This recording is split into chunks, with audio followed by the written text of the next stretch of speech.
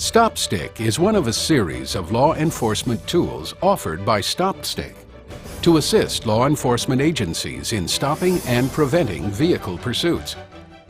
Deployment of StopSticks in the deployment sleeve with the retractable cord reel attached is the sole recommended method for deployment of StopSticks.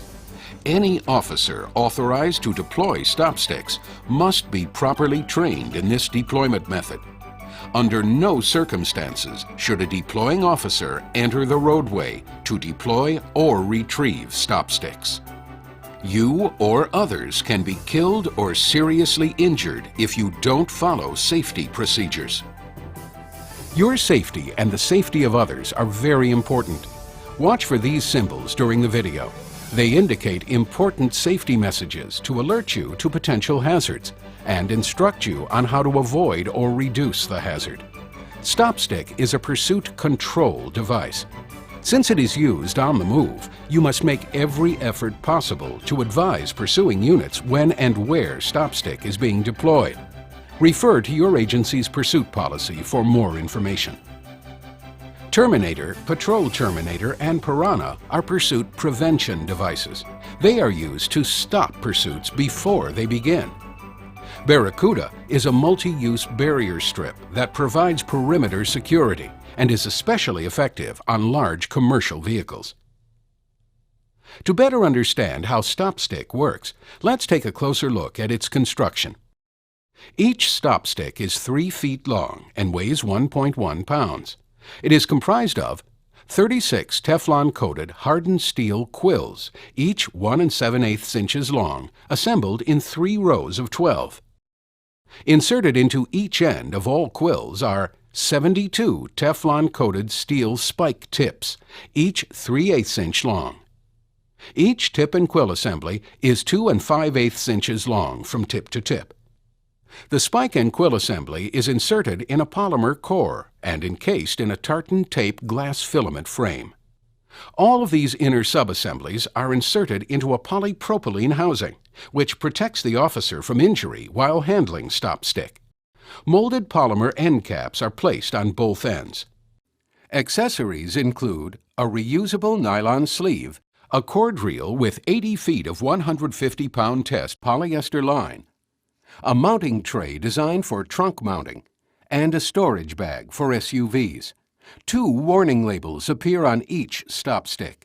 One warns of serious or fatal injuries resulting from a driver losing control of a vehicle and cautions officers not to use StopStick without proper training and never to use StopStick on motorcycles. The second label reminds officers that StopSticks contain sharp spikes, that they should never bend StopStick or push spikes through the housing, and never attempt to repair, dismantle, or open a StopStick. Always plan ahead for pursuits in your area. Determine the most suitable and safest locations for deployment. Then, when a pursuit is necessary, you can proceed to one of these pre-planned locations or direct other officers to where they can best deploy StopStick. Officers should also be prepared to find substantial cover in the location, such as a large tree, guardrail, or other large object or sufficient structure capable of stopping an approaching vehicle. Patrol vehicles are not adequate cover. Before deploying StopStick, consider these important safety issues. Never deploy StopStick if you believe the location or circumstances of your pursuit make it unsafe to do so. And never use tire deflation devices on motorcycles or vehicles with fewer than 4 wheels. To reduce the risk of serious or fatal injuries resulting from a vehicle crash, use extreme caution when pursuits reach excessive speeds, or when fleeing suspects appear to be under the influence of drugs or alcohol, or similar impairments which may increase the risk of losing control of the vehicle. Only deploy StopStick when you have a safe location to observe the target vehicle. You could be struck if a suspect unexpectedly swerves, stops, or loses control of the vehicle. You must be able to safely observe the target vehicle and other traffic. Once you are in a safe location, always advise pursuing units when and where stop stick is being deployed. Then look for an escape route in case you need to move away from your present position to a safer location. Using proper radio communication, pursuing officers should maintain a safe distance behind the target vehicle to allow the deploying officer to remove stop sticks from the road. In addition to safety, there are tactical considerations.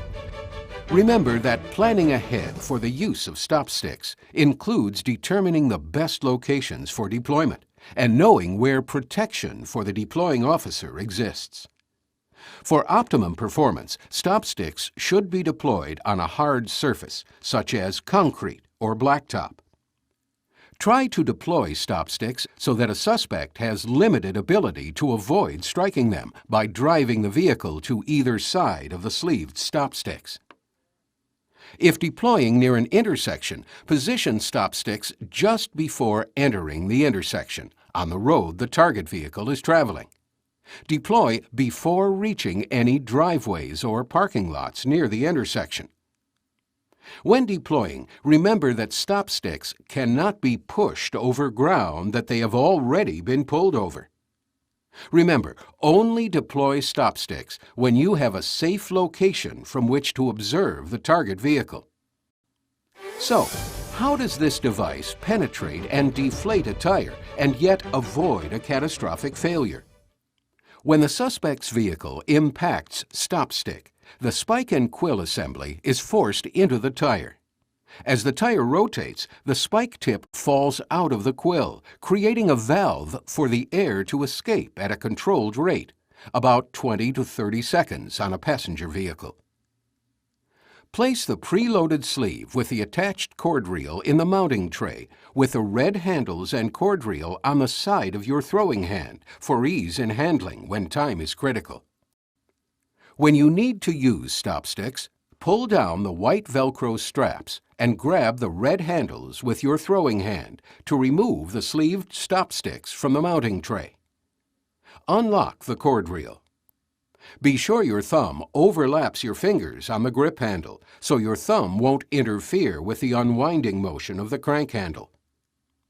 When all lanes of traffic are clear and there are no vehicles between the target vehicle and the point of deployment, use the red handles to throw the sleeved stop sticks to the opposite side of the road. It is effective to use a sidearm motion, keeping the sleeved stop sticks below your waist. To ensure maximum throwing distance, do not throw them overhand, and do not throw them underhand.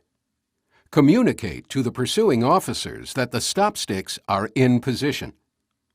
Once the sleeved stop sticks are on the opposite side of the road, position yourself in a safe location for the impending deployment, while using your peripheral vision to monitor approaching traffic. While waiting for the target vehicle to arrive, reel in any slack with the cord reel, and keep the cord line flat on the road surface to allow non-target vehicles to safely drive over the cord. Lock the cord reel and hold it by the handle with both hands while awaiting the target vehicle. Never wrap the cord around your hand or any portion of your body. Do not hold the cord reel up in the air, or the cord could get caught in the frame of a vehicle. Move to a safe location for the impending deployment.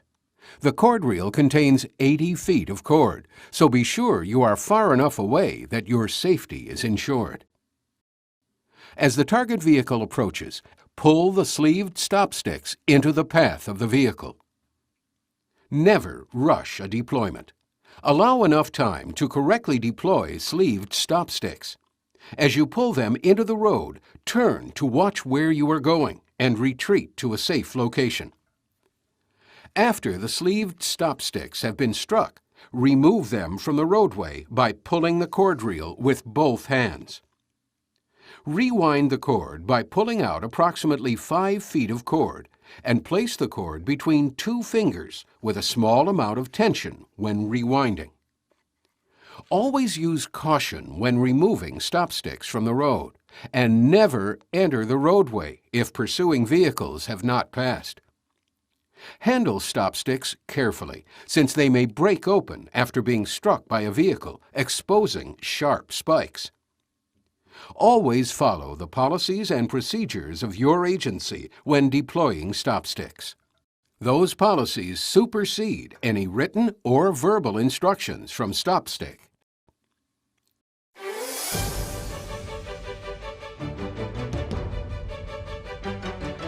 If stop sticks were struck by any vehicle, they are no longer fully functional and should be replaced as soon as possible. Each device has a label attached showing the purchasing agency name. If the outside label has been removed, a hidden label can be found inside the stop stick housing. Locate the side where the label was removed. Take a sharp object and cut along the far right side of the stop stick housing. This will reveal a label with an identification number and the phone number to call. Complete the pursuit reporting form and fax to 513-202-0240. Or this form can be filled out online at stopstick.com under Contact Us. If you have any questions about replacements, call or email StopStick. If stop sticks were not struck by any vehicle, inspect the stop sticks, cord, reel, and sleeve for damage. If undamaged, return the sleeved stop sticks to the mounting tray for the next deployment situation. With reasonable care, your stop sticks will be ready to aid you in preventing or terminating a pursuit that creates a hazard to you and the public. So follow these simple guidelines. Periodically inspect stop sticks to ensure they are undamaged and ready for deployment. This should be part of your pre-shift routine. When stop sticks are stored in the mounting tray, be sure other items in the trunk are not loaded too high, so neither they nor your stop sticks are damaged. Also, make sure that the cord reel is properly secured by the mounting tray's Velcro straps. A complete training kit is available from StopTech Limited. It contains training sticks and sleeves, cord reel, video, student and teacher lesson plans, and design specifications. Note that training sticks have no quills to flatten tires. Installation of stop sticks in each agency patrol vehicle provides a viable alternative to extended vehicle pursuits that endanger you, the public, and the fleeing suspect. Risk management experts say that the greatest risk to our safety and those around us occurs while we are doing the most dangerous tasks we are required to do, and when these tasks are also things we do the least often. But with the use of ongoing training, pre-planning, and frequent practice, you may be able to decrease the heightened dangers of high-risk, low-frequency activities.